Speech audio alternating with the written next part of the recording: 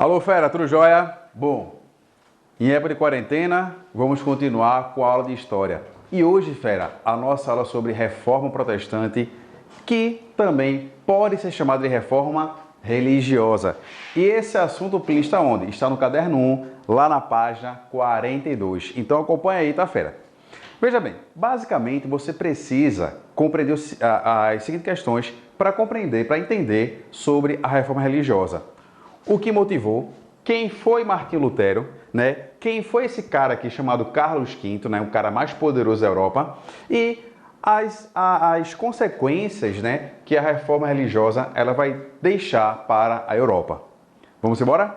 Veja bem, eu coloquei ali em cima o seguinte, motivadores. Você pode, fera, entender como sendo motivadores ou como também sendo o quê? Antecedentes. Ou seja, o que vai motivar a reforma religiosa lá na Europa. Lembrando, fera, que essa reforma religiosa ela vai ocorrer quando? Em 1517, ou seja, no século XVI. Mas, por favor, não caia no erro que vários concorrentes seus caem de achar que o primeiro questionamento da Igreja Católica ocorreu quando? Aqui no século XVI. Não, fera. Lá mesmo, na Alta Idade Média, nós temos sim questionamentos da Igreja Católica. Lembrando que esses questionamentos eram chamados de quê? De heresias pela Igreja Católica. Então vamos seguir a vida. Vamos lá, pessoal. Eu coloquei aqui o seguinte, motivadores da reforma. Primeiro motivador, falta de preparo do clero. Fera, veja bem, você sabe que até alguns padres, eles eram analfabetos. E o que acontece? Você sabe também que o idioma da igreja, qual era? Era o latim. Não era o idioma vulgar, não era o idioma local da população, era o latim. Então, muitas vezes, o padre ele não sabia o idioma, o alfabeto lá da sua localidade, quanto mais o idioma da igreja, que era o latim. Então, boa parte do clero, ele não fez seminário para ser padre, né, para exercer aquela função. Então, muitos eram despreparados. Nós já vimos lá na Baixa Idade Média que até mesmo alguns religiosos compravam cargo eclesiásticos. Tá, já o cara comprava o cargo para ser arcebispo, para ser núncio apostólico, para ser monge, para ser padre, para ser papa. Então esses cargos eram vendidos. Então chegamos aqui no século XVI com boa parte desse clero católico despreparado. E isso gerava o quê? Gerava uma insatisfação nessa população. O segundo fator, fera, foi o renascimento cultural. Bom, fera, veja bem. O que foi esse renascimento cultural? O renascimento ele vai bater de frente com os valores da Idade Média. E quais eram um desses valores da Idade Média? Você aceitar tudo o que vinha da igreja. A população ela não questionava, a população não rebatia nada. Por quê? Primeiro, ela não sabe ler e escrever. E segundo, ela tem como única fonte de fé, única fonte de verdade, a Igreja Católica. Então, tudo que a Igreja Católica falava, para aquela população, era tido como o quê? Era tido como verdade. Então, havia aí, gente, o renascimento cultural, então, ele vem o quê? Vem questionar esses valores, tá joia? Então, esse renascimento vai mudar as artes, vai mudar a forma de pensar, vai mudar até a forma deles enxergarem a lei, o direito. E isso, claro, vai bater de frente com quem? Com a Igreja Católica. Um dos principais fatores, fera, que também vai motivar a reforma protestante, qual é? São as indulgências, a compra do perdão. Ou seja, você pecava, você cometia algum erro e aí você ia se confessar com o padre, lá no confessionário. E nesse confessionário tinha o quê? Tinha lá, fera, uma tabela de valores que você deveria pagar caso você pecasse. Então, padre, eu roubei o lanche da minha colega na hora do intervalo. Aí tinha lá um valor. Padre, eu xinguei a mãe do professor. Aí tinha lá um valor que você deveria pagar caso você pecasse. Ou seja, isso gerava um problema. E qual era esse problema? Não havia o arrependimento. O que havia aí? Eu pequei, eu posso pagar pelo perdão. Outro fator é o nicolaísmo. O que é o nicolaísmo? Você sabe que para um padre ou uma freira fazer parte do clero católico, ele precisa fazer um voto de celibatário. Ou seja, o padre não pode ter cônjuge e a freira não pode ter cônjuge. Então havia grupos que rebatiam isso, que são chamados quem? Os nicolaístas. Que diziam o quê? Que as relações íntimas do casal, elas não ofendem a Deus. O outro fator é a simonia. O que é isso, Plínio? A simonia. A simonia, fera, é a venda de cargos eclesiásticos. Como também eu posso vender coisas sagradas. Por exemplo, era muito comum naquela época chegar algum religioso em uma cidade com um pedaço de espinho e falar o seguinte: olha, esse pedaço de espinho foi da coroa do nosso Senhor Jesus Cristo. Quem pode dar mais dinheiro por isso? E aí, claro, o cara vendia para esse espinho lá e ganhava lá um dinheirinho por aquele espinho que ele achou no chão. Ou então chegava um cara lá com um copo e dizia: olha, esse copo aqui contém o leite de Maria que amamentou Jesus. Veja que absurdo. Mas havia pessoas que faziam isso. Então, esse tipo de simonia gerava um desagrado nessa população. Graças ao Renascimento, essa população ela passa a questionar tudo isso aqui. E aí temos um fator. Qual foi o fator? O absolutismo, o nacionalismo. Os países, nesse período, estão começando o quê? A se formar. Então, os reis começaram o quê? A questionar esse poder que a Igreja Católica tinha naquela região. Então, esses reis queriam ter esse poder, coisa que era barrado pela Igreja. Então, o nacionalismo começa também a questionar a autoridade da Igreja Católica naquela região, naquela localidade. Eu tenho a usura. O que é a usura? A usura é a condenação dos juros e do lucro. Fera, para o comerciante e para o burguês, isso era muito complicado. Por quê? Na Igreja Católica, a burguesia é para onde? A burguesia é para o inferno. Por quê? Porque a Igreja Católica ela condenava a riqueza, né? Então, o burguês olhava e dizia: poxa, eu aqui vou para o inferno. Poxa, mas eu sou burguês, eu sou comerciante. Eu tenho que viver do lucro. Só que a Igreja Católica condenava o lucro exorbitante. O que ela dizia? Não, você precisa vender e tirar apenas o necessário para a sua sobrevivência. Ora, isso não é um estímulo para o comércio, tá joia? E o outro fator, fera, é a teologia. Há na Igreja Católica, né, nesse período, uma diferença entre o tomismo e o agostinianismo. Essa ideia, até hoje, ela permeia a Igreja Protestante, que nós chamamos de Igreja Evangélica. O que é o tomismo? Os tomistas, ou tomismo, ele defende o quê? Que a salvação em Cristo, ela se dá pelo livre arbítrio. Você escolhe se quer ser salvo ou se quer ser danado.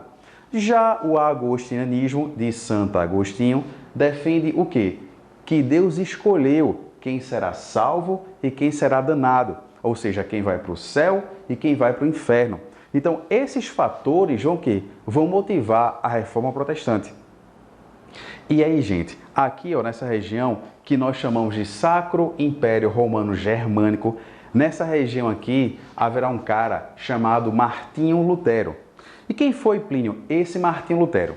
Martinho Lutero, fera, era um cara que estudava direito. Ora, ele era um cara estudioso e estudava direito. E naquela época, o direito era em que idioma? No latim. E aí, graças a uma tempestade, ele fez uma promessa. Ele falou: Deus, se eu sair vivo dessa tempestade, eu vou virar padre.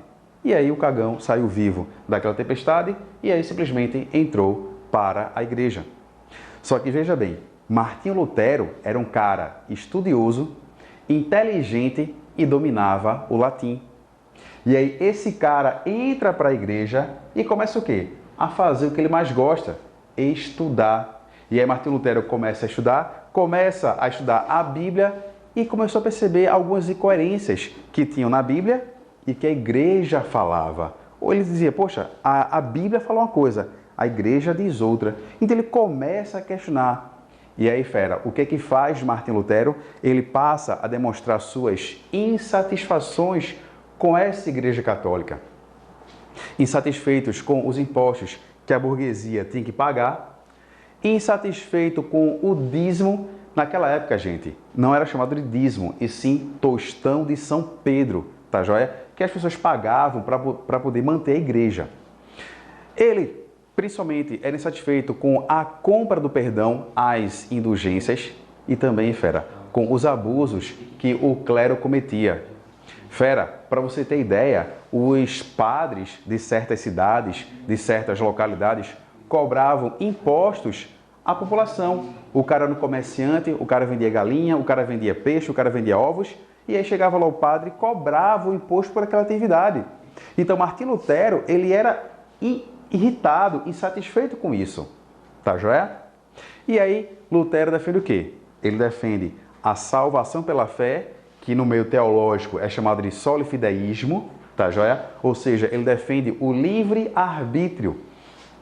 Ele defende que entre você e Deus não deve ter mediadores, intermediários, que aí aqui no Brasil nós chamamos de santos, lá na Europa são chamados de ícones, tá joia? E aí ele fala o seguinte, que todo homem pode ser pastor do rebanho, ou seja, todo homem, toda pessoa que tenha condições éticas e morais, ela pode ser o quê? Ela pode conduzir uma congregação, uma igreja. Não aquelas pessoas que são abençoadas pelo Papa ou por seus representantes.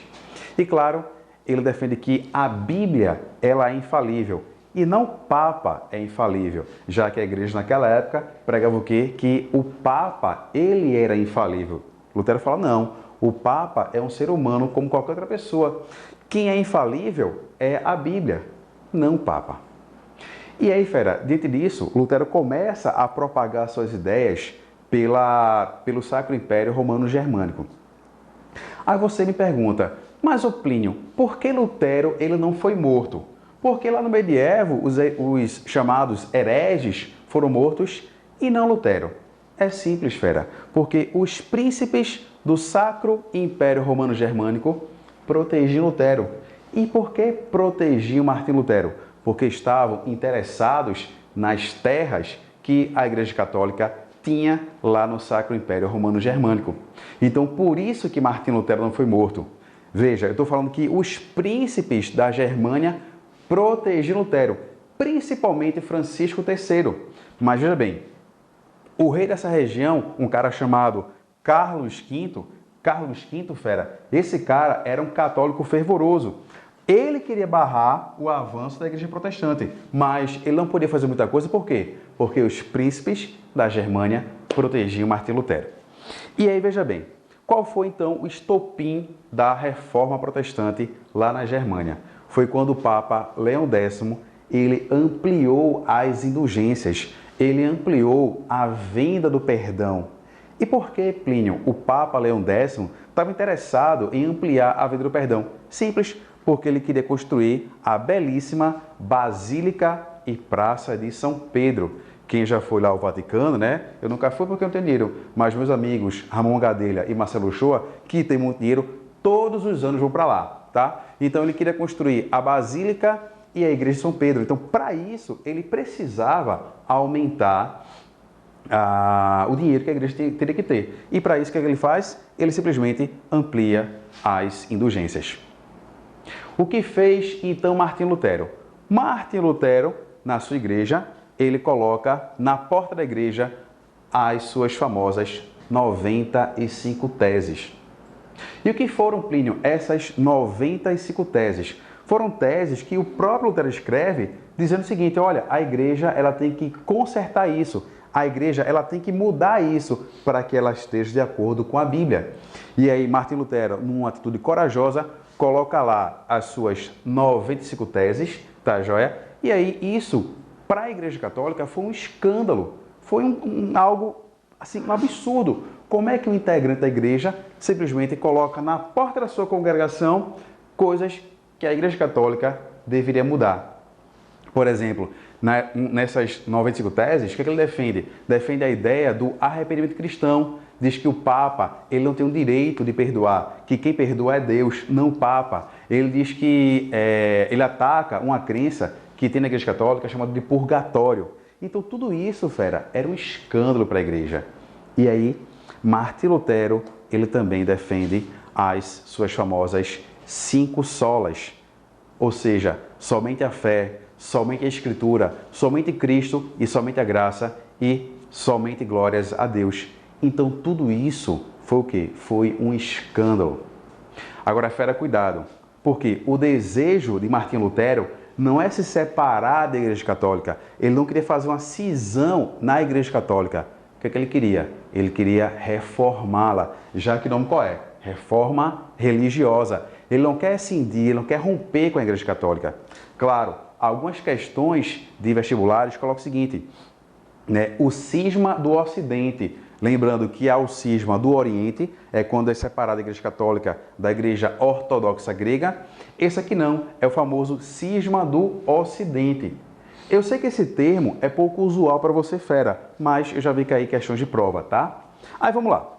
Então, Martinho Lutero, ele é excomungado, ele é expulso da Igreja Católica, né? Ele é convidado a se retratar. Ele não se retrata. O que ele fala? Olha, eu me retrato se vocês provarem na Bíblia o que eu escrevi está errado. Como ninguém conseguiu fazer isso, então ele é expulso da Igreja Católica. Quando ele é expulso, ele cria uma nova igreja, a Igreja Luterana, que existe até hoje. E aí, fera? Lá no Sacro Império Romano Germânico, tinha um católico fervoroso, que era quem? Carlos V. Fera, vê só, Carlos V, esse cara é tão poderoso, ele é de uma família chamada família Habsburgo. Essa família Habsburgo é tão poderosa que a nossa bandeira, a bandeira do Brasil, ela faz referência aos Habsburgos. Faz como Plínio. Quando chegarmos na República Brasileira, você vai ver por quê, onde a nossa bandeira faz referência aos Habsburgos. A gente vai chegar lá daqui a pouco. E aí, fera, o que faz Carlos V? Carlos V que tem um queixo gigante. Por que é gigante? Porque a família Habsburgo, ela tem relações incestuosas. E aí, claro, você que estuda com o nosso queridíssimo Ramon Gadelha sabe que em relações incestuosas, eu vou chamar de deficiências, tá? As deficiências genéticas, elas do quê? Ficam mais salientes. Então ele tem um queixo muito grande, tanto que ele não fechava sua boca por causa disso. Claro que o autor que pintou seu quadro minimizou, né? Colocou lá em barbinha, mas o queixo dele era muito grande. E ele, por ser um católico fervoroso, o que ele faz? Ele tenta impedir a reforma protestante. Ele tenta barrar o avanço da igreja protestante. Ele faz o quê, Plínio? Ele simplesmente convoca Lutero para se retratar. Lutero não se retrata. Ele depois chama, após 8 anos, ele chama os seguidores de Lutero a se retratarem também. A turma lá não se retrata. É tanto que ele chama aqui pela Dieta Spira, chama esses seguidores de Lutero de protestantes. Por que protestantes? Porque quando ele pede, olha, se retratem, a turma lá ficou indignada, começou a protestar. Daí veio o nome protestantes. Lembrando, aqui no Brasil é comum o termo protestante. Nós chamamos de evangélicos, tá joia? E aí ele chama uma assembleia, uma reunião, tá? A Dieta de Augsburgo, onde nessa dieta os protestantes vão colocar ali seus dogmas, tudo que eles acreditam.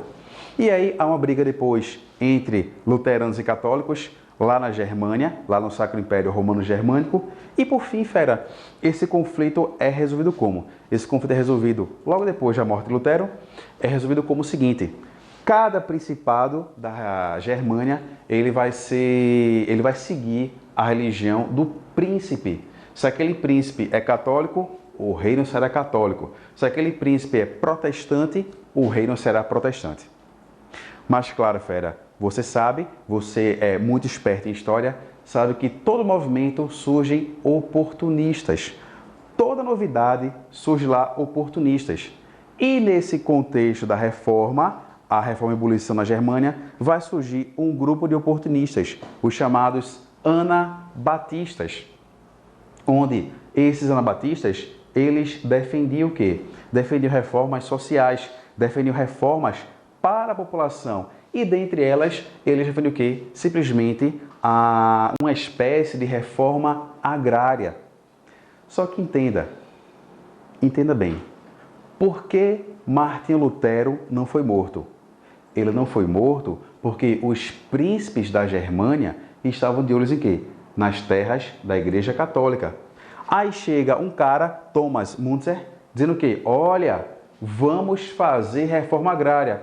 Aí os príncipes, oxe, eu estou apoiando Lutero para Lutero brigar para que eu tenha as terras. Como é que vê esse cara defendendo reforma agrária? E aí, você sabe que ele ganhou, claro, um presente. Qual foi o presente? Ele ganhou uma viagem para a vida eterna. Mataram ele. Porque como é que pode o príncipe querer reforma porque está de olho nas terras e chega o cara gritando reforma agrária? Ele foi morto. O oportunista aqui foi morto. Só que aí, fera, essa reforma religiosa, ela se expande e ela chega aonde? Chega lá na França. Lá na França, eu vou ter um cara chamado João Calvino, que também era religioso. Só que Calvino começa o quê? Sua pregação na França. Lá na França, ele é perseguido. E aí, espertamente, o que ele faz? Ele foge, ele se manda. E ele vai para onde? Ele vai para a Suíça. Lá na Suíça, João Calvino continua sua pregação protestante. E o que acontece? A população da Suíça, boa parte são de burgueses, comerciantes, banqueiros. Essa galera, ela começa o quê? Começa simplesmente a acreditar, a aceitar a pregação de João Calvino. Só que, fera, há uma diferença básica aí entre Calvino e Lutero. Lembre-se, Lutero, ele falava o quê? Olha, a salvação, ela se dá pelo livre arbítrio.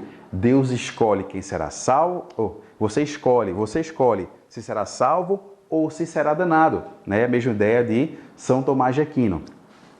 Já Calvino não. Calvino, ele defende o quê? Santo Agostinho, que falou que não, Deus escolhe quem será salvo e quem vai para o inferno, que é a predestinação.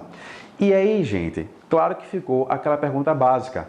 Calvino, como é que eu sei se eu vou ser salvo ou se eu vou ser danado? Calvino disse, Deus mandou um sinal de quem será salvo e de quem vai para o inferno. E qual é o sinal? O sinal é a prosperidade. Cuidado no que eu estou falando, tá? Para que ninguém me interprete errado. Quando eu falo prosperidade, o que é isso? É você ser feliz com aquilo que tem. Não é você buscar riqueza, pelo amor de Deus, tá? Não estou fazendo uma pregação neopentecostal. Não. Eu estou falando prosperidade é o seguinte, é você ser feliz com tudo aquilo que você tem. E aí, essa frase, ela entrou como uma espada no coração da burguesia. Essa burguesia falou o seguinte, oxê, eu sou burguês, eu sou comerciante, eu sou próspero. Ora, na igreja católica, eu vou para o inferno.